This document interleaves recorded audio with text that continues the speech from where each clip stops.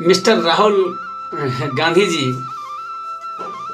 आप जो बर्लिन में जाके पुनः वही घिसी पिटी जो बातें दोहराई हैं कि भारत में जो संवैधानिक संस्थाएं हैं उन पर जिनका राज है वो किन्हीं का सुनते ही नहीं है और उनका जो चयन है वो गलत तरीके से हुआ है, मतलब पूर्ण पारदर्शिता उसमें नहीं बरती गई है।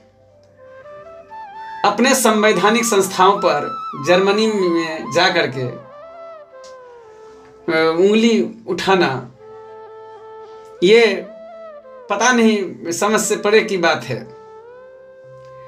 आपसे एक आम आदमी भी असहमति दर्ज करा सकता है इस पर कि जिस ईवीएम में किन्हीं का 300 मत प्राप्त हुआ है और उन्हीं ईवीएम में उसी ईवीएम में आपका भी मत जितना भी मिला हो उसी ईवीएम में मिला है और अन्य पार्टी के भी ईवीएम उसी ईवीएम में उतने ही मत प्राप्त हुए हैं जितने कि वो जान रहे हैं।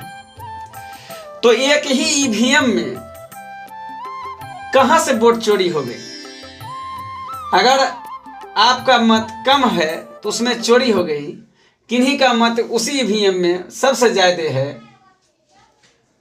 तो उसका क्या कीजिएगा? कोई जरूरी नहीं है कि जिस ईवीएम में आपका मत ज्यादा हो और किसी अन्य पार्टी का कम हो तो आप आरोप प्रत्यारोप उस समय आप नहीं करते हैं, जबकि जिसमें आपका कम हो जाए फिर उस पर आप उसी ईवीएम पर कि यह ईवीएम खराब है या फिर इसको हैक कर लिया गया है, ये समझ के से परे की बात है।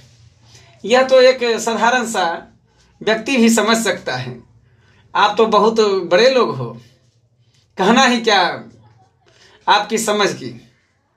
तो इस तरह बर्लिन में जाकर के फिर से घिसी पिटी बातें बोलना कि संवैधानिक संस्थाओं पर वैसे व्यक्ति का कब्जा है जो किसी की बात ही नहीं सुनता, जबकि उस व्यक्ति का चयन जो है एक संवैधानिक दृष्टि से और तौर तरीके से नियमतः वहाँ पर किया गया है।